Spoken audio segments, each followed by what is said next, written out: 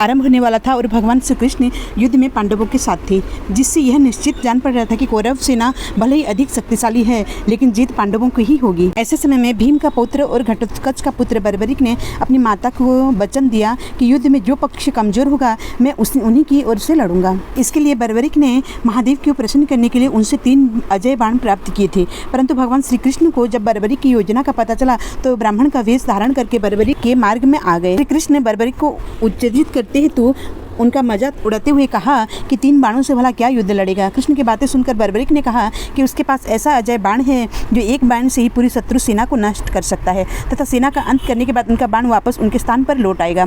इस पर श्री कृष्ण ने कहा कि हम जिस पीपल के वृक्ष के नीचे खड़े हैं, अगर आपने बाण से उसके सभी पत्तों को छेद कर दिया तो मैं मान जाऊंगा कि तुम एक बाण से युद्ध का परिणाम बदल सकते हो। बर्बरिक ने भगवान का स्मरण किया और बाण चला दिया, जिससे पेड़ पर लगे पत्तों का अलावा नीचे गिरे पत्तों में भी छेद हो गया। इसके बाद वो दिव्य बाण भगवान श्री कृष्ण के पैरों के चारों ओर घूमने लगे, क्योंकि एक पत्ता भगवान के पैरों के नीचे दबाकर रखा हुआ था।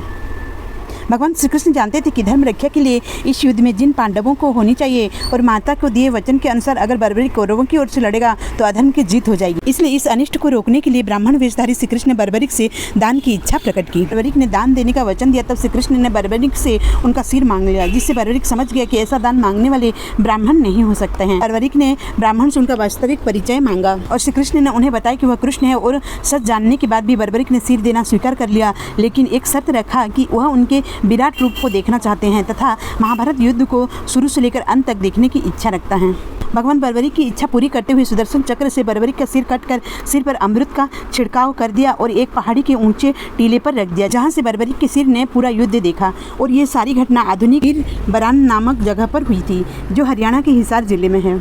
और ये जाहिर सी बात है कि इस जगह का नाम बीर बर्बरिक के नाम पर ही पड़ा है। चलिए तो इस बात की है कि अपने महाभारत काल की गवाही देते हुए वो पीपल का पेड़ आज भी मौजूद है, जिसे बर्बरिक ने श्री कृष्ण भगवान के कहने पर अपने बाणों से छेदन किया था, और आज भी इन पत्तों में छेद है।